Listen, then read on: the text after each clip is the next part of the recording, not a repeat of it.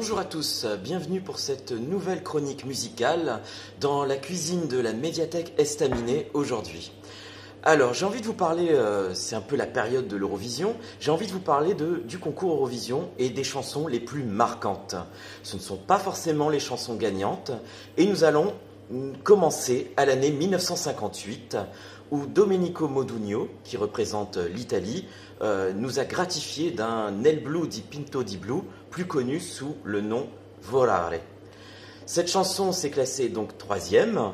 Pour la petite anecdote, c'était la toute première chanson du concours 1958 et certains pays avaient eu des problèmes et n'ont pas pu la diffuser.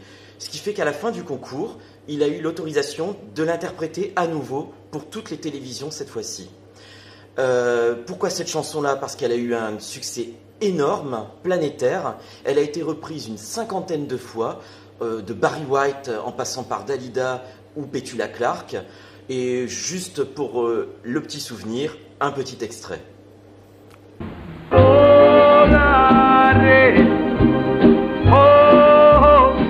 Poursuivons nos petites anecdotes. Nous sommes en 1965. France Gall remporte le concours Eurovision pour le Luxembourg avec sa chanson Poupée de cire, poupée de son. Son auteur-compositeur, Serge Gainsbourg, va se friter avec l'orchestre durant les répétitions et il a failli claquer la porte. En effet, l'orchestre reprochait au compositeur le rythme effréné de la chanson qu'il comparait à une course de chevaux au galop. Un petit extrait de la chanson et soyons originaux en japonais s'il vous plaît.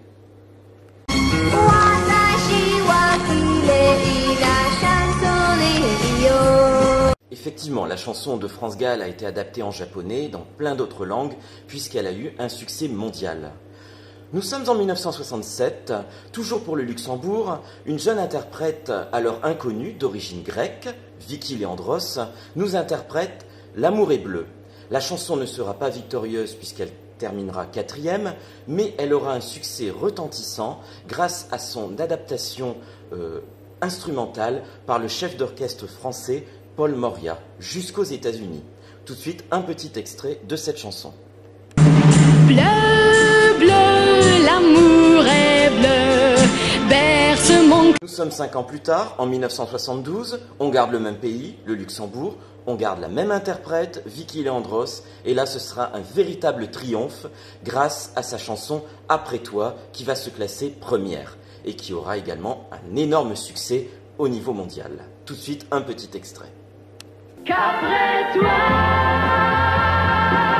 je ne pourrai plus vivre. Nous sommes 2 ans plus tard, on change de pays, nous allons en Suède. La Suède gagne le concours Eurovision de la chanson pour la première fois en 1974 grâce au groupe ABBA et à sa chanson Waterloo.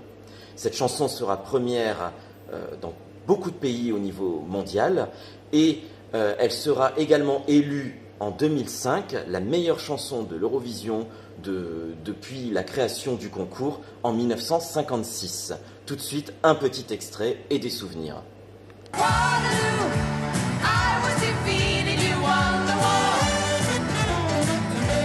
Enfin, le meilleur pour la fin. Nous retournons au Luxembourg. En 1980, le Grand-Duché est représenté par 2 jumelles françaises, Sophie et Magali, qui nous interprètent un somptueux Papa Pingouin.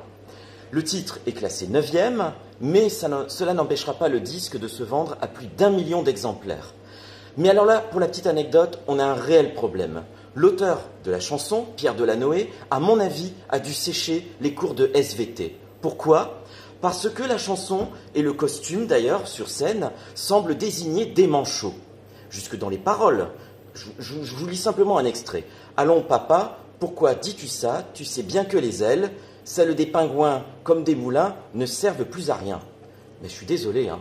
Les manchots ne volent pas, certes, mais les pingouins, ce sont des oiseaux et ils volent. Donc voilà pour la petite anecdote.